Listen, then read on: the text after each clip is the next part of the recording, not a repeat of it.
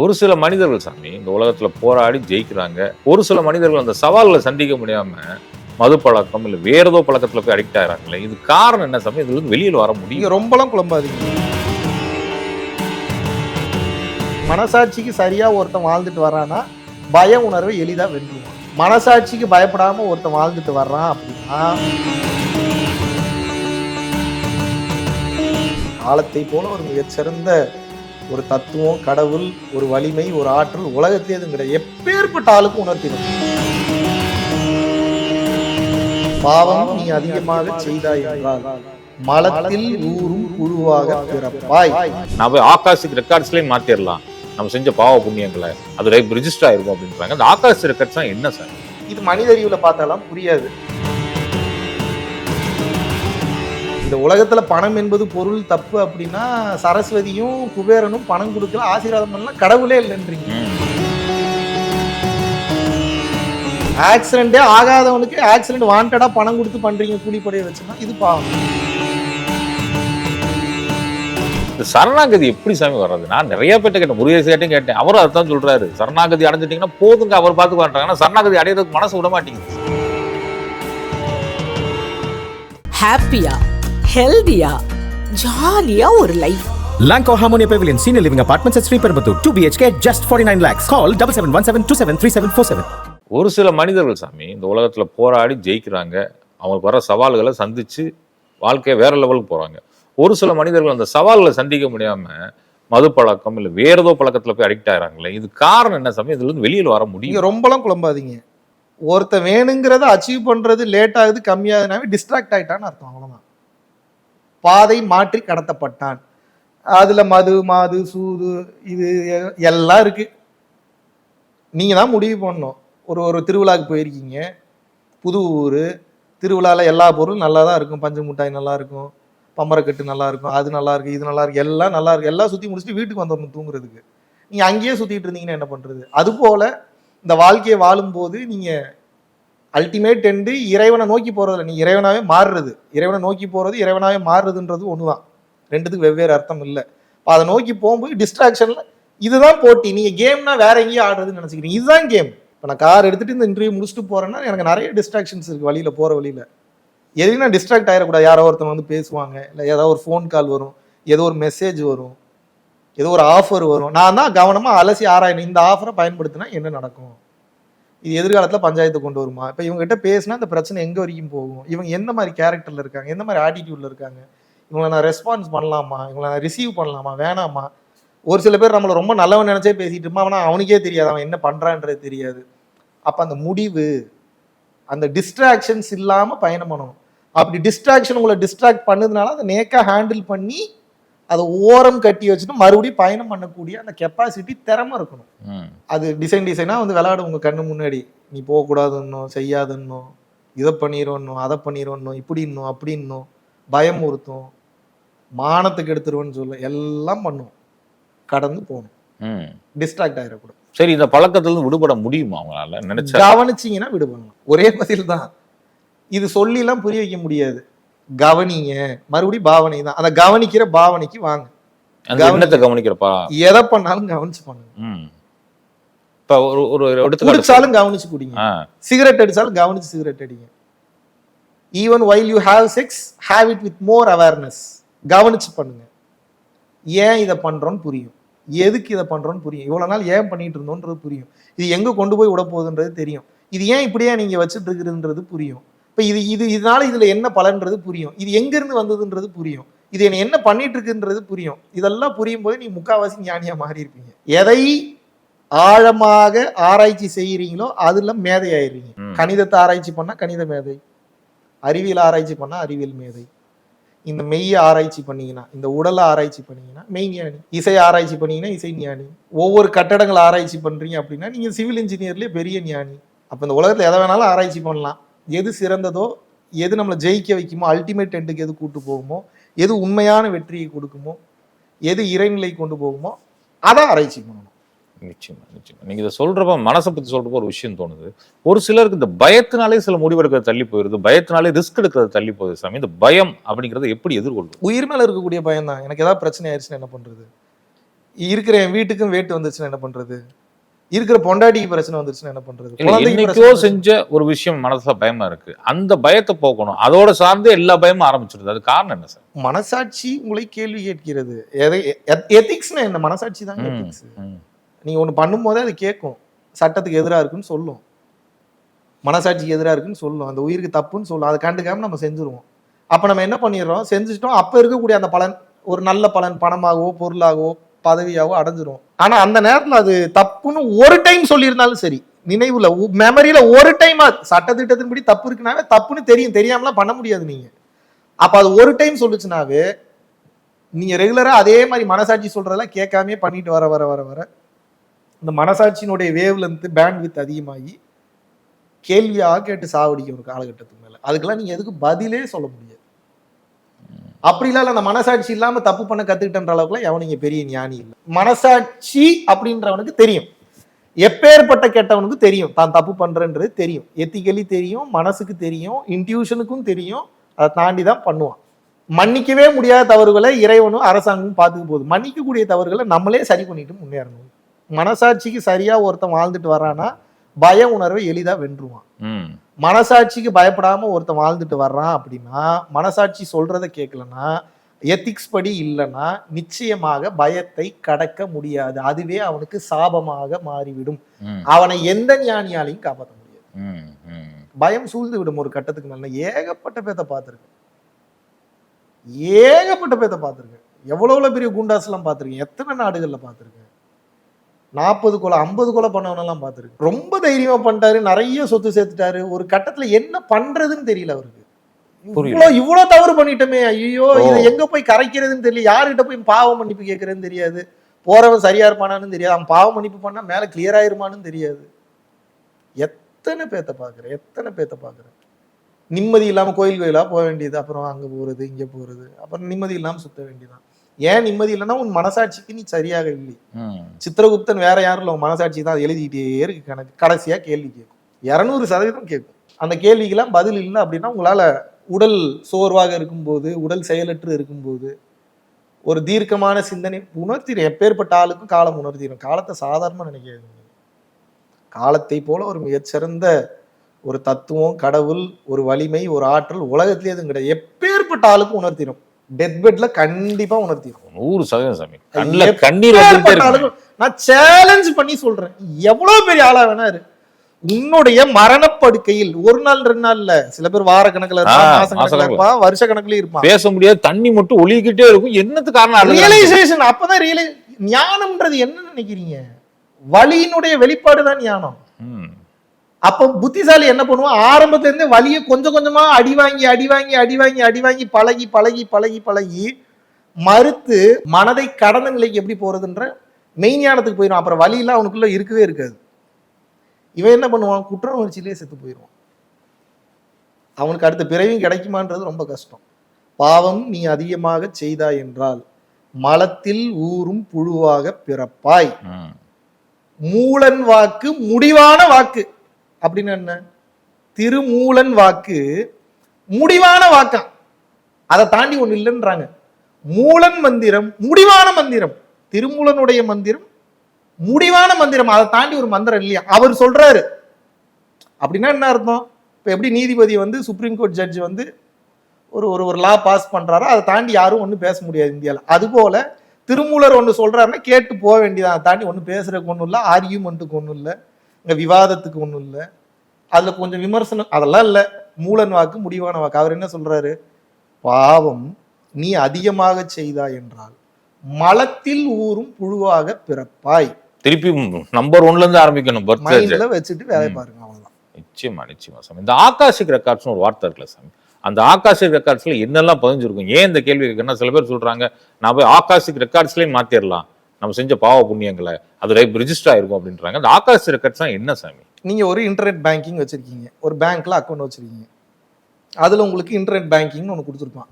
ID password open பண்ணீங்கன்னா நீங்க பார்த்துக்கலாம் எவ்வளோ பேலன்ஸ் இருக்கு, யாருக்கு பணம் அனுப்பலாம், எஃப்டி ஓப்பன் பண்ணலாம், ஆர்டி ஓப்பன் பண்ணலாம். ஆனா இவங்களோட பேக் எண்டுக்கு பேங்க்குக்கு தெரியும் நீங்க முதல்ல பாஸ்வேர்டு போட்டு உள்ள போனதுல இருந்து எந்தெந்த கர்சரை எங்க மூவ் பண்ணி எதை கிளிக் பண்ணீங்க, எவ்வளவு நேரம் பார்த்தீங்க. இதுக்கு ஒரு ப்ரீவியஸ் ட்ராக் ஹிஸ்ட்ரி வச்சிருப்பான், ட்ராக் ரெக்கார்டு வச்சிருப்பான். ஏன்னா அந்த சஸ்பீஷியஸ் ஆக்டிவிட்டியை தடுக்கிறதுக்கு, ஸ்பேமை தடுக்கிறதுக்கு, ஃப்ராட்ஸ்டர்ஸை வந்து தடுக்கிறதுக்கு, இவனோட பேட்டர்ன் எப்படி இருக்கு, எதெல்லாம் கிளிக் பண்றான், எவ்வளவு நாளைக்கு ஒன்ஸ் ஆக்சஸ் பண்றான், லாஸ்ட் லாகின் என்ன, உங்களோட அனாலிசிஸ். நீங்க இந்த ஸ்பீஷிஸ், இந்த மனிதன்ற இந்த ஸ்பீஷிஸ் எப்படி நீங்க வாயில சொல்றதெல்லாம் நம்ப மாட்டான்.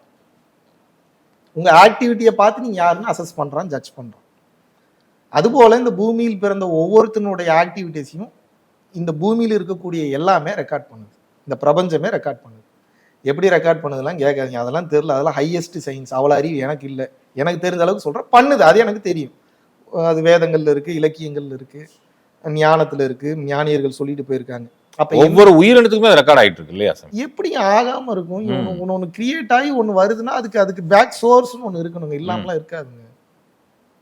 திரேதாயி அந்த மறைப்பு மறைச்சிருக்கும். பக்குவம் ஞானம் வரும்போது எல்லாத்தையுமே நம்மளால பார்க்க முடியும், புரிஞ்சுக்க முடியும். இப்போ அதிகம் அது மறைச்சிருக்கு. ஏன் மறைச்சிருக்குன்னு ஒரு சில பேர் கேட்பாங்க. அது உங்க நன்மைக்கு தான். நேற்று ஒருத்தவங்களுக்கு ஒரு கெட்டது பண்ணானாவே வருஷ கணக்கில் ஞாபகம் வச்சிருக்கீங்க. 1000 ஜென்மத்துக்கு எவன்லாம் என்னெல்லாம் பண்ணுதுன்னு தெரிஞ்சா நீ உருப்பிட்டு அப்புறம் அடுத்த கட்டம் போவீங்களா நீங்க, இல்ல அவனையே நினைச்சிட்டு இருப்பீங்களா நீங்க? இப்ப இறைவன் எல்லாத்தையும் ஒரு காரணத்துக்காக பண்றாரு. அந்த பக்குவம் வரும்போது அது தெரிய வரும், அது வரைக்கும் பொறுமையா இருக்கும். இந்த ஆகாச ரெக்கார்ட்ஸ்ல எல்லா பதிவுமே பதிவாயிரும். இந்த பூமியில், உலகத்தில், பிரபஞ்சத்தில் இது நாள் வரைக்கும் நடந்து முடிந்த அத்தனையினுடைய தொகுப்பு. அது ஏதோ தனி புக் மாதிரி ஃபீல் பண்ணிக்காதீங்க, எல்லா இடத்துலயும் இருக்கு.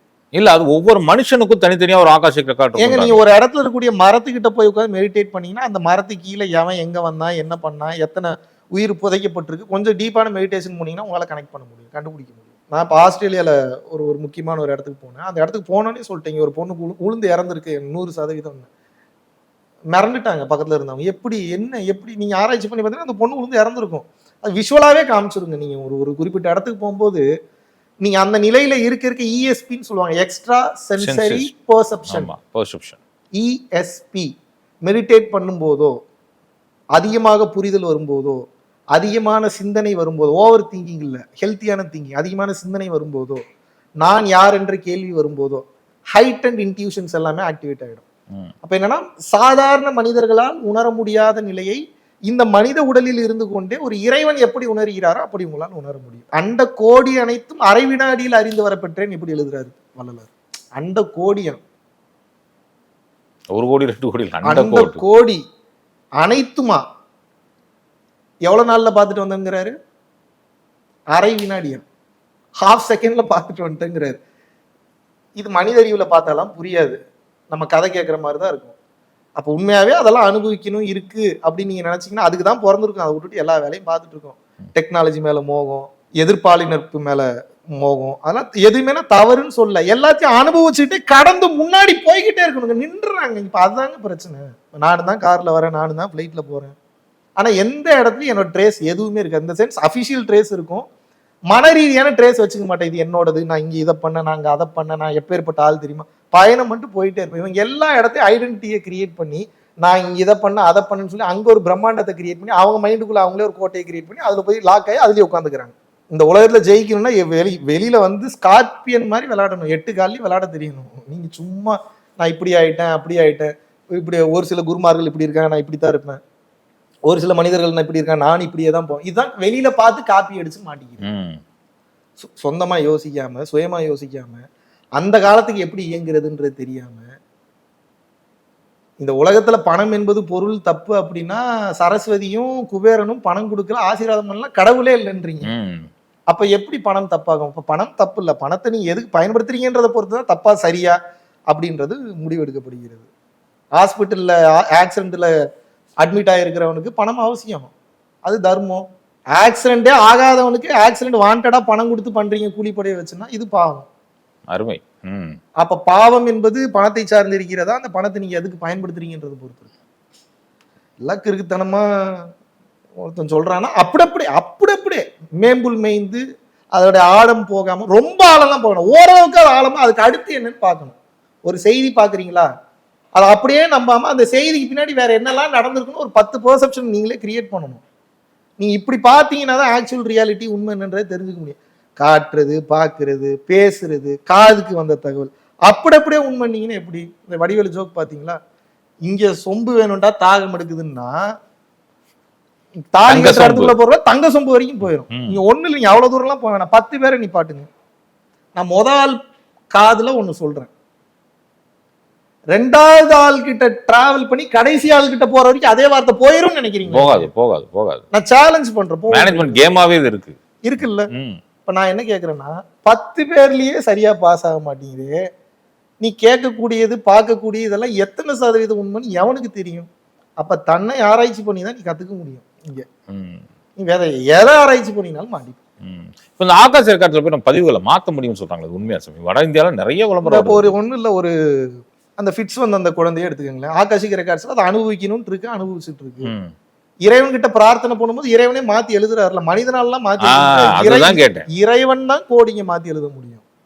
அப்படி பார்த்தா இப்போ இன்னும் ஆர்டிசம் இருக்கக்கூடிய ஏகப்பட்ட குழந்தைகள் வராங்க, எல்லாருக்குமே அது ஆசீர்வாதம் சரி ஆகிறது இல்லையா? அப்ப என்ன, எனது ஆசீர்வாதம் இறையருளால் நடக்க இருப்பதை போல அந்த உயிரும் அதுக்கு தயார் நிலையில ரிசீவ் பண்ணிக்கக்கூடிய நிலையில புண்ணிய கணக்கோட இருக்கணும். அப்பதான் மேஜிக் நடக்குது. இது அருமையான வார்த்தை சாமி. இதாங்க உண்மை. நான் என்ன, நான் நினைச்சாலும் தடுக்கிறதுக்கு இது இல்லைன்னா ஒண்ணும் இல்லைங்க. நான் பசிக்குதுன்றீங்க, சாப்பாடு கொடுக்குறேன், தட்டி விடுறீங்க.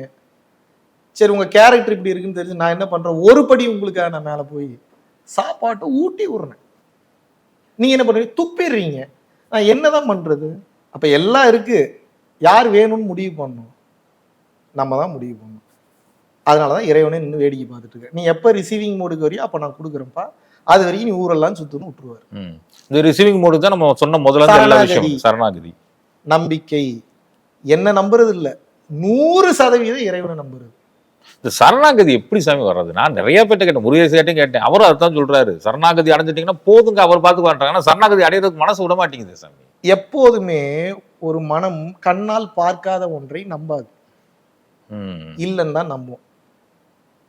பக்குவப்பட்டவங்க கண்ணால பார்க்காத நம்பிடுவாங்க. பக்குவப்படாதவனுக்கு கண்ணுக்கு ஏதோ ஒன்று காட்டணும். அப்ப என்னன்னா, இப்ப உங்ககிட்ட ஒரு 1000 crores பேங்க்ல இருக்குன்னா எங்க வேணாலும் தைரியமா போயிட்டு வந்துருங்க. பணம் கொடுக்குற தைரியம் அபரிமிதமானது தானே. உங்களுக்கு இப்போ பிரதமர் மோடி ஐயா அவர்கள் வந்து உங்களுக்கு வந்து ஒரு பெரிய ஒரு பலமா இருக்கிறாரு அப்படின்னாலோ, இல்ல நம்ம தமிழக முதல்வர் ஸ்டாலின் ஐயா வந்து உங்களுக்கு மிகப்பெரிய ஒரு பலமா இருக்கிறாருனால ஒரு தைரியம் உங்களுக்கு எப்படி இருக்கும்? அப்பா, எப்படி என்னால என்ன பண்ண முடியும், இப்பேற்பட்ட ஆளுங்க எனக்கு சப்போர்ட் இருக்கு. அப்ப என்னன்னா, இப்பேற்பட்ட இவ்வளவு பெரிய உலகத்தை படைச்சவர் மேல அப்ப உங்களுக்கு எவ்வளவு நம்பிக்கை இருக்கணும்? மனிதர்கள் மேல நம்பிக்கை இருக்கு, இது ஏன் இறைவன் மேல வரமாட்டேங்குதுன்னு கேட்கிறேன். புரியுதா என்ன சொல்றேன்? புரியுது புரியுது புரியுது. அது கண்ணுக்கு தெரியலன்றதுக்காக அது எப்படி அது இல்லைன்னு நீங்க எப்படி சொல்றீங்க? அங்கதான் சூட்சம் இருக்கு. நீங்க அங்க நம்ப ஆரம்பிக்கும் போது அந்த மிராக்கிள் நடக்குங்க. பெரிய பெரிய விஷயம் வாழ்க்கையில நடக்கணும்னு நினைக்கிறீங்க, ஒரு சின்ன எஃபோர்ட், ஒரு சின்ன முயற்சி, ஒரு சின்ன சோதனை கூட இல்லாம எப்படி அது உங்களுக்கு கிடைக்கும்? அப்ப கண்ணுக்கு தெரியாத நம்ப ஆரம்பிக்கும் போது தான் மேஜிக்கே நடக்குது. அதுக்கு நீங்க பேரை என்ன வேணாலும் வச்சுக்கங்கன்றேன், எனக்கு அது பிரச்சனையே இல்லை. சரணாகதி எது வேணா வச்சு, சரணாகதின்னு வச்சுக்கோங்க, ஜீசஸ்ன்னு வச்சுக்கோங்க, அல்லான்னு வச்சுக்கோங்க, புத்தர்னு வச்சுக்கோங்க, முருகர்னு வச்சுக்கோங்க, சிவபெருமான்னு வச்சுக்கோங்க, பெருமாள்னு வச்சுக்கோங்க, அம்பாள்னு வச்சுக்கோங்க, ஆஞ்சநேயர்னு வச்சுக்கோங்க, ஐயப்பன்னு வச்சுக்கோங்க, என்னமோ வச்சுக்கோங்க, எனக்கு அது பிரச்சனை இல்லை. கண்ணுக்கு தெரியாதுதான் இதெல்லாம் இயக்குதுன்னு நம்பணும். நீங்க அப்படி பார்த்தீங்கன்னா தான் இந்த வாழ்க்கையுடைய சூட்சம். நீங்க அதுல இருந்து ஒவ்வொரு முறையும் ஹைலைட் பண்ணி மேற்கோள் காமிச்சு மட்டும்தான் நீங்க உண்மையை எடுத்துட்டு வர முடியும். ஒருத்தன் ஒரு தத்துவம் பேசுறான்னா உண்மையிலிருந்து எடுத்து தான் பேச முடியும், சம்பந்தமே இல்லாததுல இருந்து பேச முடியாது. அப்ப உண்மை எங்க இருக்கு? நீ செய்யல, அதுதான் எல்லாத்தையும் செய்யுதுன்றதுல உண்மை இருக்கு. அப்ப ஏதோ ஒன்றுக்கு பதில் கண்டுபிடிக்க வேண்டும் என்றால் நீ அங்க இருந்து கோட் பண்ணி நீங்க கால்குலேட் பண்ணீங்கன்னா தான் உண்மையை புரிஞ்சுக்க முடியுமே தவிர இல்லைன்னா புரிஞ்சுக்க முடியாது. இது எதுவுமே நான் செய்யல, எனக்கு மேற்பட்ட சக்தி செய்யுதுன்னு நினைச்சு அப்படியே சரணாகதி அடைஞ்சிட வேண்டியதுதான். உள்ள ஏத்துக்குங்க, வலிக்காது. உலகத்துக்கு தகுந்தாற்பால் உங்களை பாதுகாத்து கொண்டு செயல்படுங்கள், அவ்வளவுதான். எனக்கு உள்ள வலிக்க கூடாது, அதான் கேம். வெளியே நான் எப்படி பயப்படுற மாதிரி நடிக்கலாம், என்ன வேணா பண்ணலாம், உள்ளுக்குள்ள எப்படி இருக்கு அதான் கேம். நிறைய பேர் உள்ளுக்குள்ள பயப்படாம இருப்பான், வெளியில பயந்த மாதிரி நடிப்பான். ஒரு சில பேர் வெளியில தைரியமா இருப்பான், உள்ளுக்குள்ள பயந்துட்டு இருப்பான். இப்ப மேட்ரு வெளியே இல்ல, உள்ள எப்படி இருக்கு, வெளியே எப்படி காமிச்சுக்கிறோம், அது சூழ்நிலைக்கு தகுந்தாறு போல, இடத்திற்கு தகுந்தாறு போல. எல்லா நேரத்தையும் தைரியமா காமிச்சுக்கணும்னு அவசியம் இல்லை. தோத்த மாதிரியும் காமிச்சுக்கணும் சில நேரத்துல. நல்லது, தோத்த மாதிரி காமிச்சிட்டீங்கன்னா எவன் உண்மையா இருக்கான்னு சீக்கிரம் தெரிஞ்சிடும். சில நேரத்தில் நீங்க ஒரு ஃபெயிலியர் மாடல்னு காமிச்சுக்கலாம், சில நேரத்தில் நீங்கள் சபிக்கப்பட்டு விட்டீர்கள் என்று காமிச்சுக்கலாம். எதுக்கு? கேம் தானே, வாழ்க்கையே திருவிளையாடல். அப்புறம் அந்த பயணத்தை என்ஜாய் பண்றதை விட்டுட்டு இங்க என்ன அடையிறதுக்கு இருக்கு இலக்கு? என்ன, யாரை திருத்தணும், யாரை ஜெயிக்கணும்? உலகத்தை என்னத்தை போய் திருத்த போறோம்? உலகமே நம்மளோட ரிஃப்ளெக்ஷனு. அப்புறம் எங்க போய் உலகத்தை திருத்துறது? அப்ப உண்மையான அறிவாளி ஞானி என்ன பண்ணுவான்? தன்னை திருத்துவான். தன்னை திருத்திக்கும் போது உலகம் ஒவ்வொன்றும் அதன்படிதான் ரிஃப்ளெக்ட் ஆகுது. இது எப்படி புரிய வைக்கலாம்னா, இப்ப வந்ததுல இருந்து மட்டும் நான் சிடுனே பேசிட்டு இருக்கேன், அசிங்கமாவே திட்டிட்டு இருக்கேன்னா உங்களோட மனநிலை எப்படி இருக்கும்? அப்ப நீங்க என்ன ரிஃப்ளெக்ட் பண்றீங்க. ம். நான் வந்ததுல இருந்து இந்த ஆட்டிடியூட்லயே பேசுறேன், இதை உண்மையாவே புரிய வைக்கணுன்ற ஆட்டிடியூட்லயே பேசுறேன், அதனால அமைதியா உட்காந்து கேக்குறீங்க. இப்ப நீங்க தான் உலகம். இப்ப உலகம் உங்களை சார்ந்து இருக்கிறதா, நான் எப்படி இயங்குறேன்றத சார்ந்து இருக்குது. இல்ல நீங்க எப்படி எங்க சார்ந்தா இப்ப இந்த பக்கம் பார்ப்போம். இப்ப நான் எப்படி செயல்படுறேன்றது உங்களோட நடத்தையில இருக்கா இல்ல என்னுடைய நடத்தையில இருக்கா? ம். நீங்க எப்படி இயங்குறீங்கன்றத பொறுத்து இப்ப நானும் இயங்குறேன். The whole world is a mirror. இதுதான் ஆழமான ஞானம்.